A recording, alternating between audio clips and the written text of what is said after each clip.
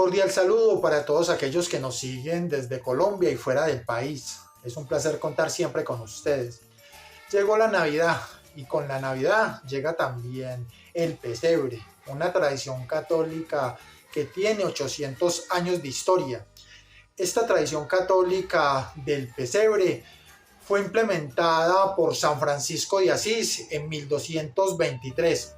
Y en este programa vamos a preguntarnos si esta tradición católica del pesebre tiene un origen pagano o si por el contrario esta tradición católica del pesebre tiene bases bíblicas fundamentadas en la iglesia que fundó Cristo sobre el apóstol Pedro. No olviden dar me gusta a este video para que YouTube lo recomiende a muchas más personas. Igualmente no olviden suscribirse al canal, dar manito arriba, apretar la campana de notificaciones y compartir nuestros videos. Esto es Preguntas y Respuestas, Canal TV con Ricardo Andrés. Y recuerden, vestidos con la armadura de Dios. Era la Nochebuena del año 1223 cuando Francisco de Asís se dispuso a celebrarla de una forma original. Esta vez la misa la celebraría con un pesebre viviente. 16 años atrás, Inocencio III había prohibido toda representación teatral basadas en hechos bíblicos, ya que muchos se tomaban la licencia de distorsionar estos sucesos. Pero Francisco de Asís logró tener la aprobación del Papa Horacio III para representar el nacimiento de nuestro Señor Jesucristo en un pesebre en vivo. En este caso ya no se utilizarían actores teatrales, sino solo un buey y una mula. Muchos historiadores afirman que incluso antes de que San Francisco de Asís representara el nacimiento de nuestro Señor Jesucristo con un pesebre en vivo, utilizando un buey y una mula, en siglos anteriores ya se hacían representaciones teatrales de sucesos bíblicos que empezaron a ser parte de una tradición de esa Santa Iglesia Católica. Y acá nos hacemos la primera pregunta. ¿Esa tradición católica que representaba sucesos bíblicos está acorde a esa tradición de los primeros cristianos, incluso de nuestro Señor Jesucristo?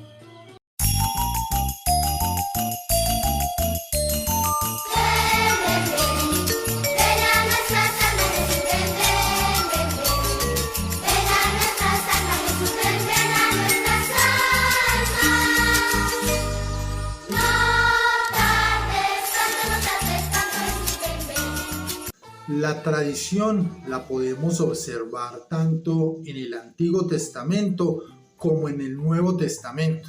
La tradición siempre ha hecho parte de ese pueblo de Dios, ese Dios que nos mostró nuestro Señor Jesucristo, y no cualquier Dios, sino nuestro Padre Creador, ese que hizo todo cuanto existe. Y un ejemplo claro en el Antiguo Testamento de la tradición es la celebración de la Pascua judía. En la Pascua judía del Antiguo Testamento, los israelitas celebraban que nuestro Padre Creador, a través de Moisés, los había liberado de la esclavitud de los egipcios. Para celebrar la Pascua judía, los israelitas sacrificaban un cordero y se lo comían. Esto es tradición y hacía parte de los israelitas. Y es tradición porque una generación de israelitas se lo transmitía a la siguiente generación para que siguieran celebrando la Pascua en acción de gracias a Dios por haberlos liberado de la esclavitud de los egipcios. Luego Jesús también sigue esas tradiciones judías, y esto lo podemos demostrar en la última cena, cuando Jesús celebra la Pascua, pero ya lo hace de una manera distinta. Ya ese cordero no sería un animal sacrificado para ser consumido, sino que ese cordero para ser consumido sería nuestro Señor Jesucristo mismo. Y Por eso le ordena a los apóstoles que tenían que seguir consumiendo ese nuevo cordero en acción de gracias al Padre. Y ese nuevo cordero sería Jesús mismo.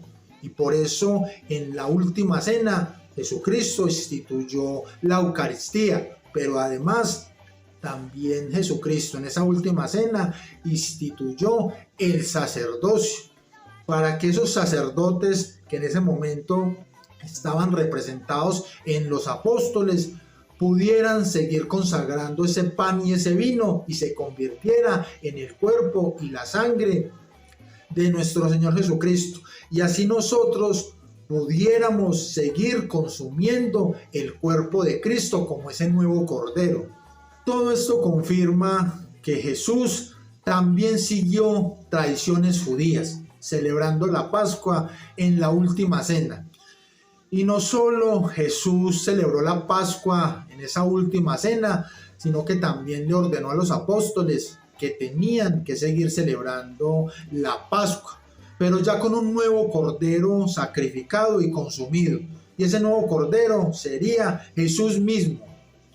Por eso Jesús en la última cena instituye la Eucaristía y también instituye el sacerdocio sobre los apóstoles, para que esos apóstoles ya convertidos en sacerdotes y por sucesión apostólica siguieran consagrando más sacerdotes que pudieran convertir ese pan y ese vino en el cuerpo y la sangre de nuestro Señor Jesucristo.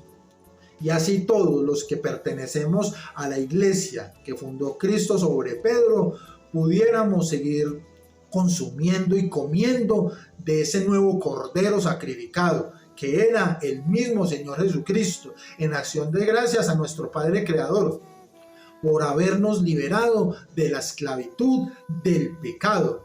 ¿Y qué hace nuestro Señor Jesucristo? Jesús toma una tradición judía que pasaba de generación en generación y que corresponde a la Pascua del Antiguo Testamento, en donde los israelitas sacrificaban un cordero y se lo comían en acción de gracias a Dios por haberlo liberado de la esclavitud de los egipcios.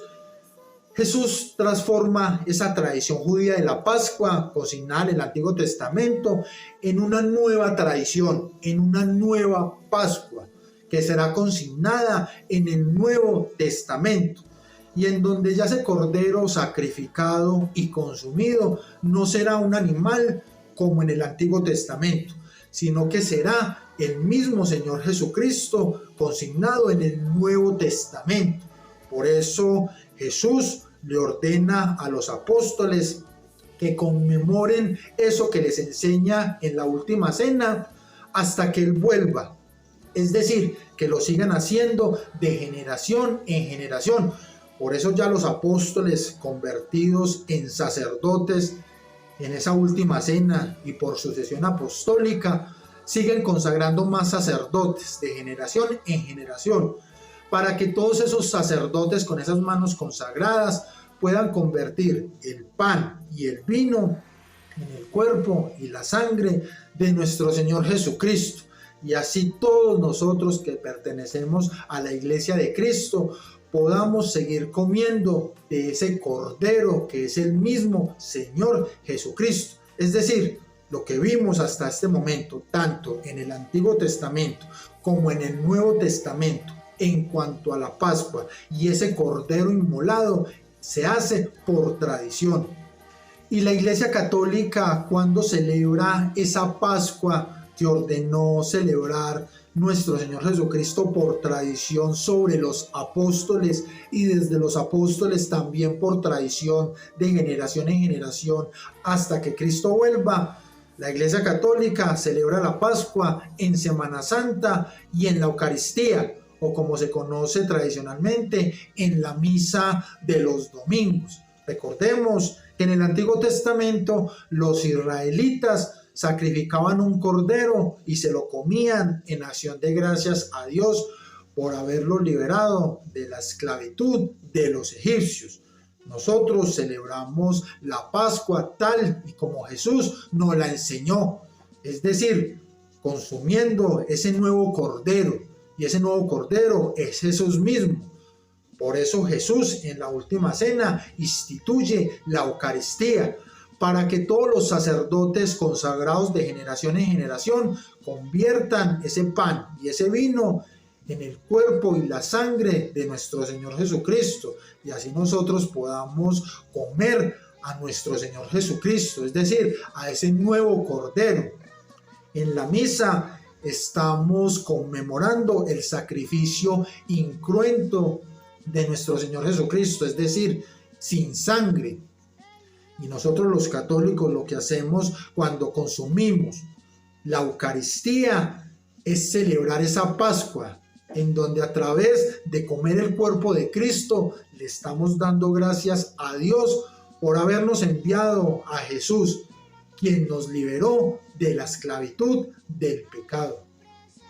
Todo, absolutamente todo lo relacionado con la iglesia que fundó Cristo sobre el apóstol Pedro se da por la tradición.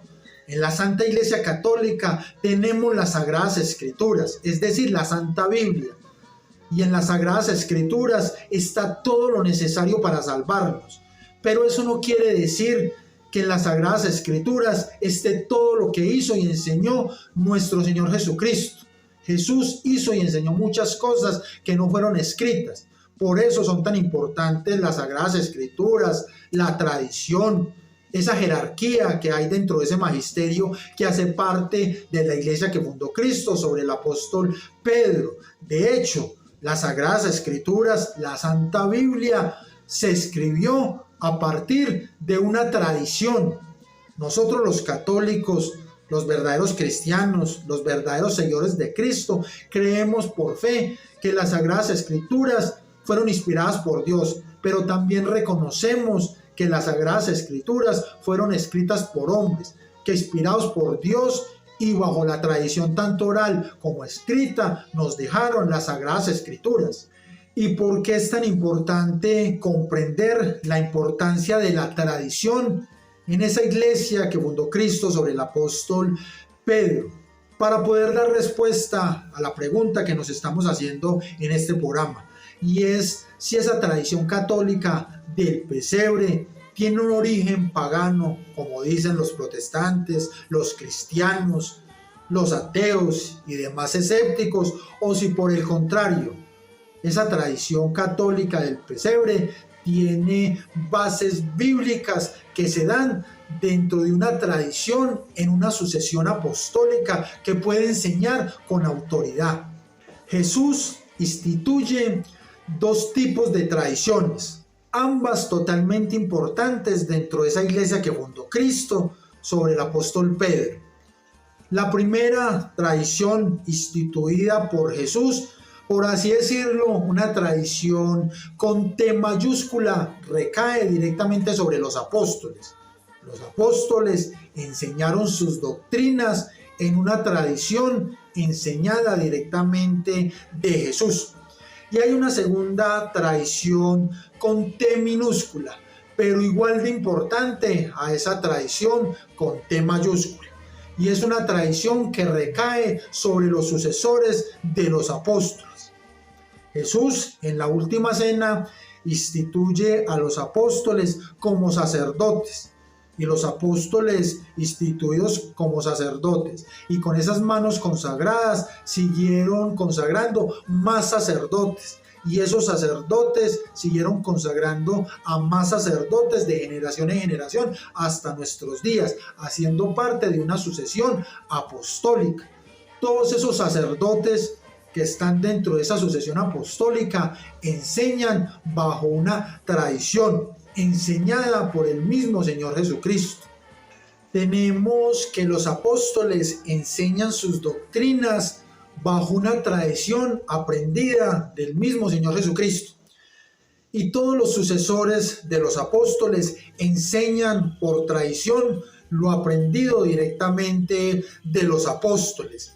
Y acá entonces nos hacemos la siguiente pregunta: ¿cómo enseñaron tanto los apóstoles como los sucesores de los apóstoles de generación en generación hasta nuestros días?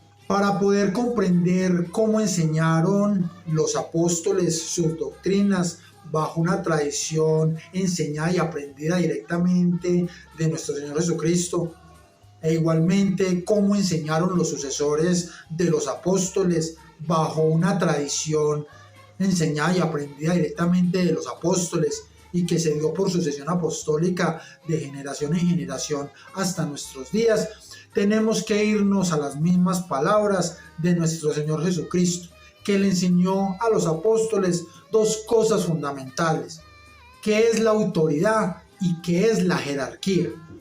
Jesús instituyó una jerarquía dentro de su iglesia y esta pasó de generación en generación hasta nuestros días en una sucesión apostólica. Recordemos que Jesús le dice a Pedro: todo lo que ates en la tierra quedará atado en el cielo, y todo lo que desates en la tierra quedará desatado en el cielo. Jesús le estaba dando la total autoridad a Pedro para que gobernara la iglesia que había fundado nuestro Señor Jesucristo. Jesús le estaba dando el liderazgo de su iglesia al apóstol Pedro. Pedro es considerado el primer papa, el primer líder de la iglesia fundada por Cristo. Pedro, con esa autoridad que le dio nuestro Señor Jesucristo, también se la transfirió a sus sucesores, para que a partir de ahí, en esa sucesión apostólica, la iglesia de Cristo tuviera un líder visible, es decir, un papa. Igualmente, nuestro Señor Jesucristo en la última cena instituyó a los apóstoles como sacerdotes y les dio ese poder de tener las manos consagradas para convertir el pan y el vino en el cuerpo y la sangre de nuestro Señor Jesucristo. Los apóstoles, como sacerdotes y con esas manos consagradas, siguieron consagrando más sacerdotes. Y esos sacerdotes, por sucesión apostólica y con las manos consagradas, siguieron consagrando más sacerdotes de generación en generación hasta nuestros días, dándose así la sucesión apostólica, que fue instituida por el mismo Señor Jesucristo. Por otro lado, Jesús le dijo a los apóstoles: al que a ustedes escuchen, me está escuchando a mí, y al que a ustedes rechacen, me está rechazando a mí. Lo que estaba haciendo Jesús sobre los apóstoles era dándoles la potestad de enseñar con autoridad, pero dentro de una jerarquía. Recordemos que Jesús también instituyó una jerarquía dentro de su iglesia, en donde a partir de Pedro nombró su primer líder. A Pedro le dio la potestad de gobernar su iglesia. Y sobre los apóstoles instituyó el sacerdocio con unas manos consagradas, para que los apóstoles convertidos en sacerdotes siguieran consagrando más sacerdotes, y esos sacerdotes siguieran consagrando a más sacerdotes de generación en generación hasta nuestros días. Así que se puede enseñar con autoridad, pero dentro de esa sucesión apostólica, dentro de esa jerarquía que hace parte del magisterio de la iglesia que fundó Cristo sobre el apóstol Pedro, es decir, sobre la Santa Iglesia Católica. ¿Y quién puede enseñar con autoridad en esa iglesia que fundó Cristo? Pudieron enseñar el mismo Señor Jesucristo, que enseñó con total autoridad, el apóstol Pedro, que como líder de la iglesia fundada por Cristo también enseñó con autoridad, los apóstoles, que convertidos en sacerdotes por el mismo Señor Jesucristo enseñaron con autoridad, y todos los sucesores de los apóstoles, que han venido de generación en generación hasta nuestros días enseñando con autoridad bajo una tradición que fue instituida por el mismo Señor Jesucristo. Tengan en cuenta que todos los sucesores apostólicos, desde sacerdotes, obispos, cardenales, el mismo Papa, pueden enseñar con autoridad, porque hacen parte de esa sucesión apostólica, hacen parte de esa jerarquía del magisterio de la iglesia fundada por Cristo. Pero todos estos sucesores apostólicos pueden enseñar con autoridad si sus enseñanzas están acordes al Evangelio de Cristo y a la doctrina de los apóstoles. Por eso es que San Francisco de Asís, que hace parte de esa sucesión apostólica, que hace parte de esa jerarquía en el magisterio de la Iglesia fundada por Cristo, enseña con autoridad e instituye el pesebre.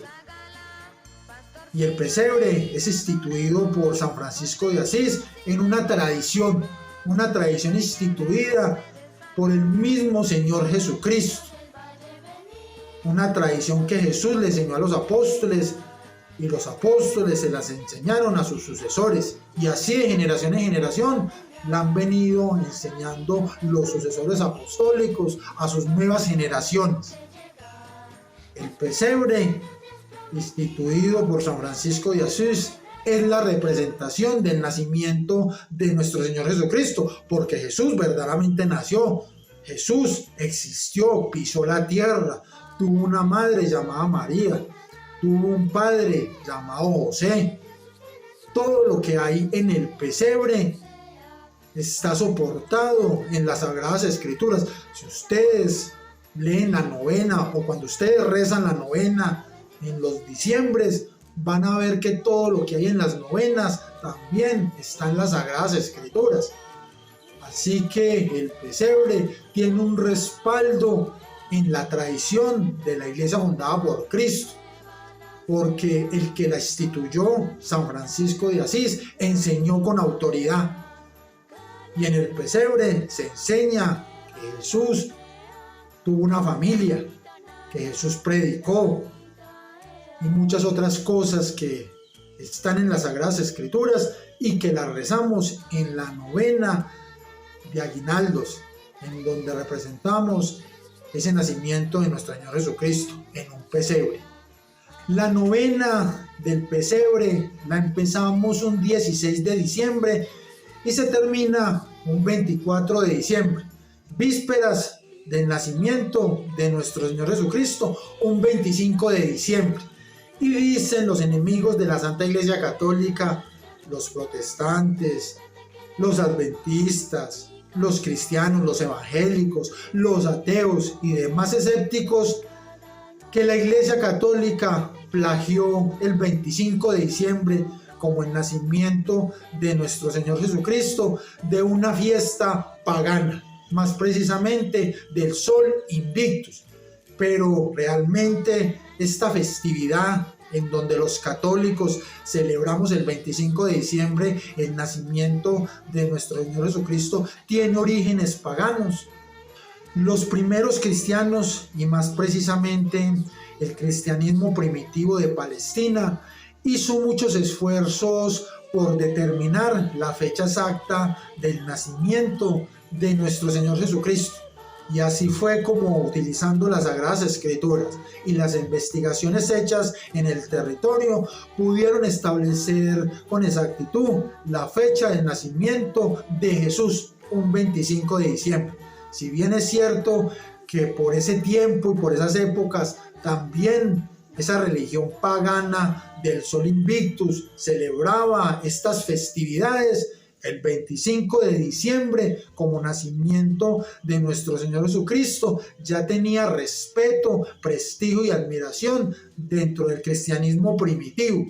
Fue Aureliano, el emperador romano, que en el año 274 después de Cristo impuso el 25 de diciembre como el nacimiento del Sol Invictus, plagiando una festividad que ya gozaba de respeto y admiración dentro del cristianismo primitivo, y era el nacimiento de nuestro Señor Jesucristo un 25 de diciembre.